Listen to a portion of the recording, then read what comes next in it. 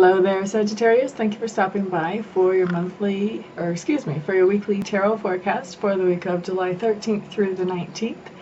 I am using the Russian Tarot of St. Petersburg once again. And so, Sagittarius, let's just look at your first day, Monday. You have the Ace of Cups in reverse. Ace of Cups in reverse. So, let's see, what does that mean for you? Excuse me.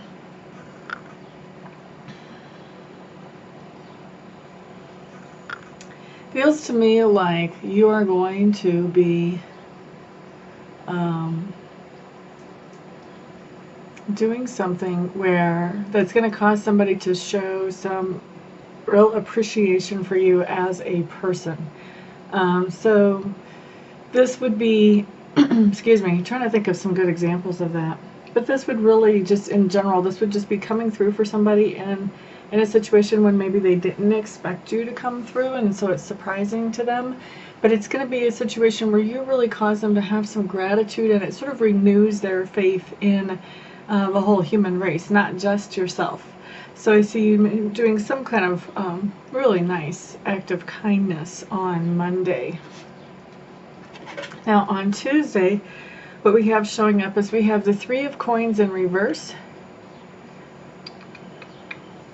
Three of Coins in reverse is just telling me that you have some plans to do something with somebody else. You guys have some combined goals or some combined targets that you're trying to reach for.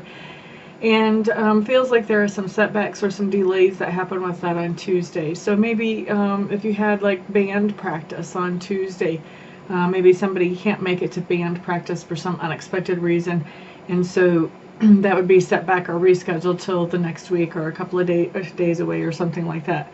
So I'm feeling like, not like there's a complete blockage of what's happening, but like it's more rescheduled for another time. That's your Tuesday, Sagittarius. And then Wednesday, we have the Temperance card in reverse. And Wednesday, it feels like things are kind of out of balance for you. It feels like it starts out as being emotionally out of balance, like things are just happening that are just kind of like putting you kind of on edge or stressed out. And then later on, it becomes more of a tangible out of balance than just an emotional one. So this could be a situation where you're trying to compensate for the emotional non-balance, or maybe you're just acting out of that unbalanced place in emotions, and you've got some tangible realities that come out of that.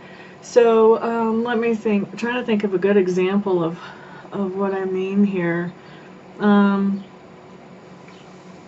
So say that you're not feeling so great emotionally.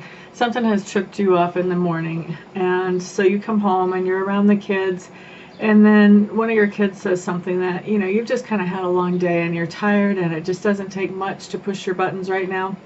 And so one of your kids says something and you just like kind of have your explosion. You just kind of go off the deep end and respond really harshly to this kid that really what you're responding to with the child is not really what you're responding to, and it's more of what's been going all day and all the stress that has built up. This would be the kind of thing that would come out of being emotionally out of balance, is when you release those emotions in a place that's not really appropriate.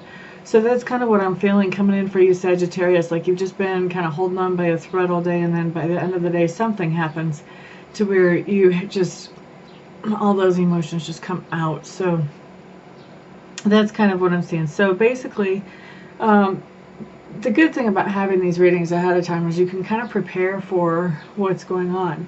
So if you have a scenario where you're feeling emotionally out of balance, take some time to journal. Even if you have to do it on your lunch break or your last break, whatever, take some time to kind of journal and work through what it is that has you so upset, so that, you know, by the time you get home and you're around other people, you're not at this overload point where it's so easy to just be set off.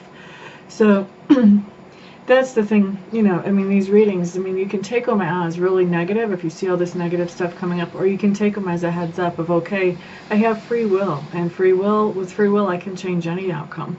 So I can change how any of these days go with free will, and just make a game plan to do that.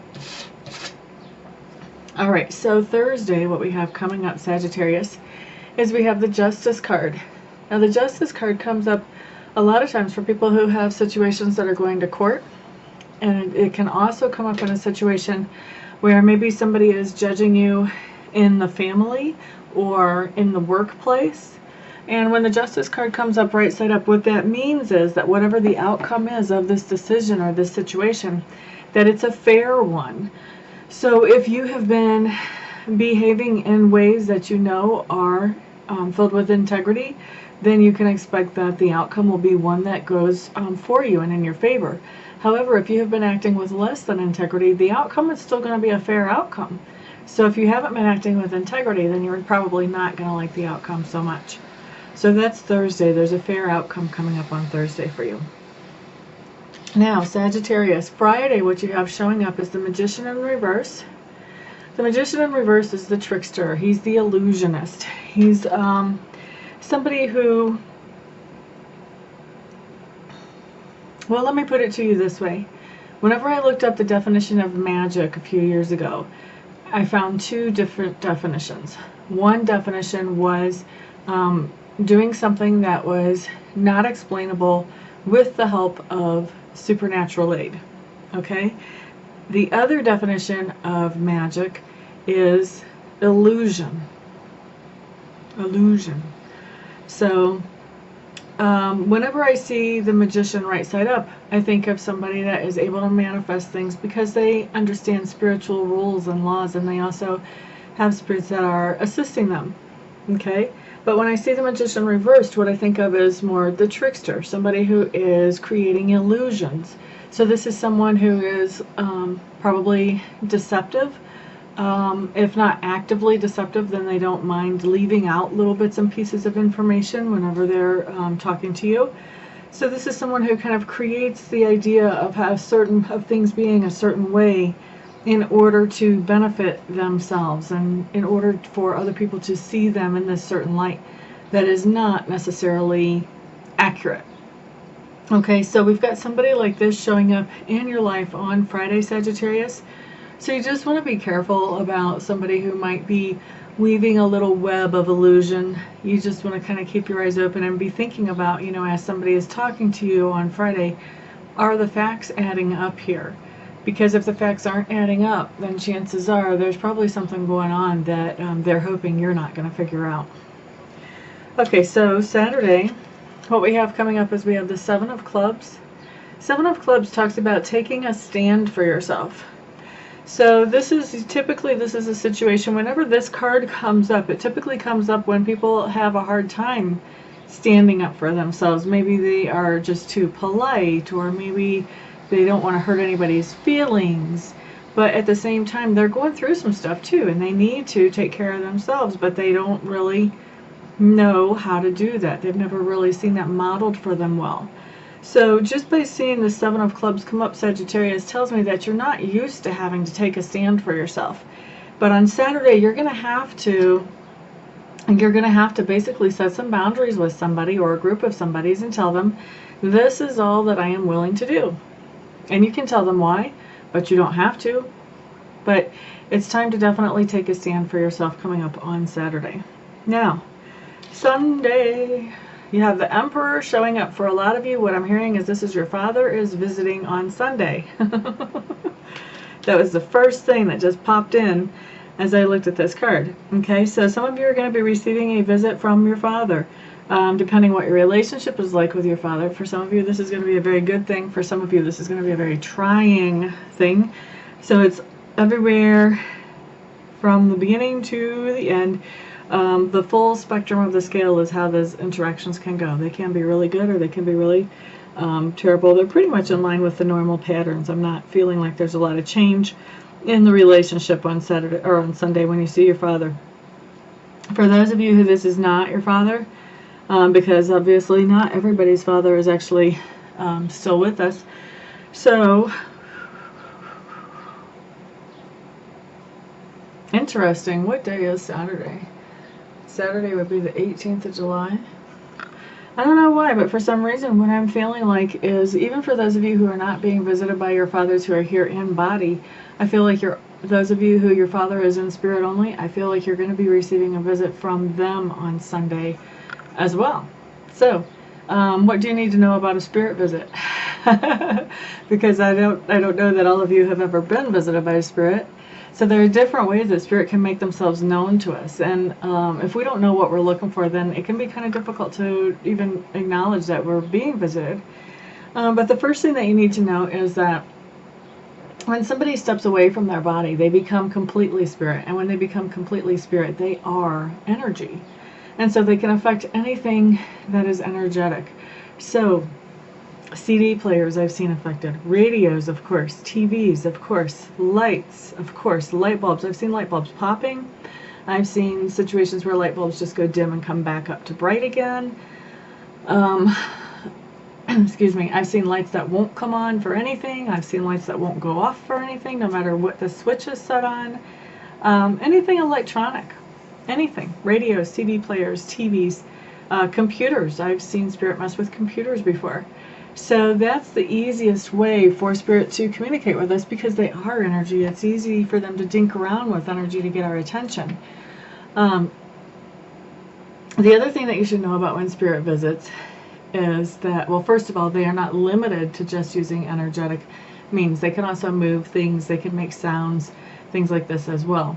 But the other thing to know about spirit visitations is, if you have a sense that a certain person who's already crossed over is making this visitation or is making this certain thing happen, then chances are you're probably right. It's probably your own intuition picking up on that. So if you have a feeling like, oh, I've been hearing from my mom, or my mom's around me, and you've been having that feeling for a while, it's probably true. I never discount that when people come to me for readings. And many times in medium readings, some of my clients will tell me, oh, well, you know, I felt like she had been around. After I've told them that this person has said, have you noticed this, this, or this? That's me. Then they're like, well, I thought she was around. Well, yeah, she was. So that's the other thing. If you have an impression that someone's around, chances are they probably are. What else do you need to know?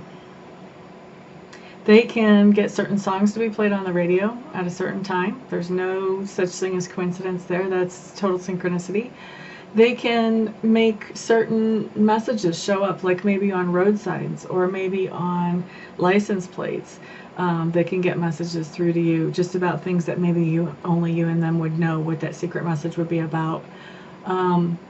There's all kinds of different ways that people can still give messages to us even after they're out of their bodies.